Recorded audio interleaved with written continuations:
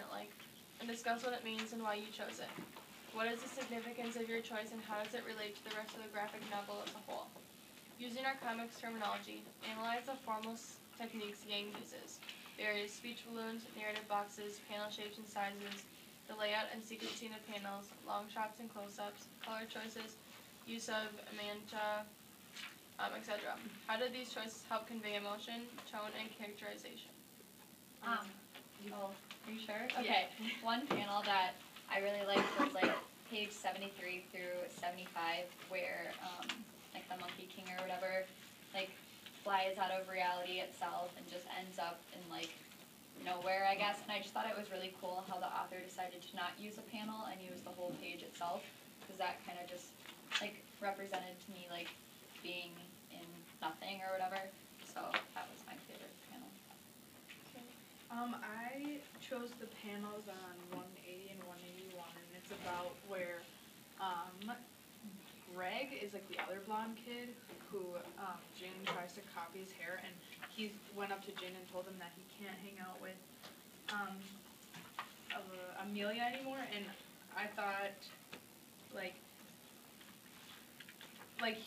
Jin didn't stand up to Greg because he knew that like Greg would probably get everyone against him, and I think Greg didn't want Amelia to hang out with Jin because he was Asian and wasn't popular, and Jin was like so sad that he couldn't see Amelia anymore because of what one kid told him. And I think like it shows that like everyone or people like not bullied him, but I don't know, I guess they did bully him so much that he can't even like do what he wants to.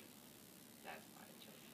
Yeah, I picked the pages right after that when Jin was like, he was like thinking that he like wanted to punch him in the face, and then the kid goes, "How you doing, Jin?" And he just like stares at him, and like it shows that like he's super angry on the inside, but he's not like about to like fight him in real life. I just thought it was a cool way to show it with like the lightning bolts coming out of his head and stuff.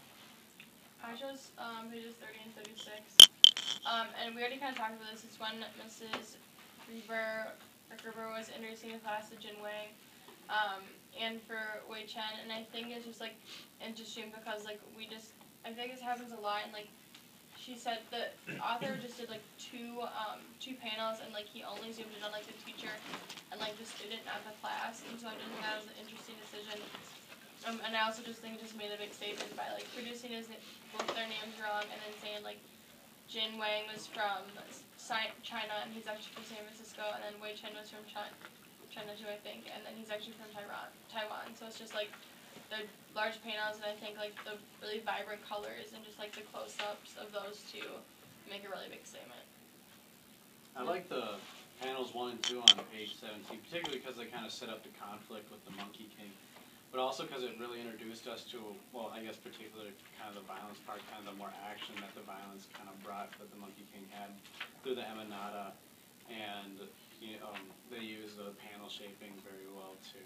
I thought it introduced us to what the graphic novel structure would be like pretty well. I thought the last couple pages in chapter 9, I guess there are chapters, it's like page 223, panel 4. One of my favorite, it's where the Monkey King says, "You know, Jin, I would have saved myself from 500 years imprisonment beneath a mountain of rock had I only realized how good it is to be a monkey." I think it's saying like who you are is who you're meant to be, and that's that. And like people will try to change who they are based on how they see people reacting to themselves in society. So I think that really goes to show how like you just don't need to listen to what anyone's saying. And then the style of the panels I really like, because the Monkey King says something that's really deep, and then they show Jin, and his face is just, he looks kind of confused, and then the Monkey King just goes out of the panel slowly. So it really shows, like, it's the last thing he says to Jin. What page is that on again? 223. The one where they were talking about like who you are is who you're meant to be. Like when you were saying like I would have saved myself 500 years ago. Yeah, 223. 223 channel 4. Okay. Okay. Sorry. I chose to look at page 206 through 212, and it was like all about Jin Ki fighting Danny, and they use like different size panels, and they use like a ton of different like onomatopoeia words like clap, bonk, pop, smack, and like I think that is like a good way to describe like the actual like pain or something of like what is actually going on there. And I like the author during these panels, he uses sort of like dull colors like brown, a really dark purple, like a puke sort of green, and like I don't know, like I think that was important for these panels and stuff because it was like a fight going on. So like I just like you think of fighting as sort of like portray something like dark. So I think the author did a good job of like portraying the colors with the scene.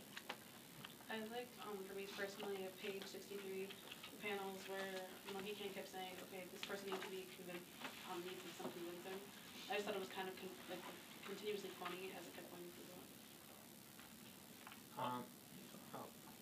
I think my favorite use of some of like the comic book techniques would have to be on page 166 to 167. That's where they're in the movie theater, and on those pages, all it really is just 8 panels, which are basically like this. It's like the same panel, almost, and the only thing changing is the facial expressions and some of the movement. And I thought it was kind of interesting. Like the whole story at that point is being told through the narrative boxes, and not really using any speech balloons besides the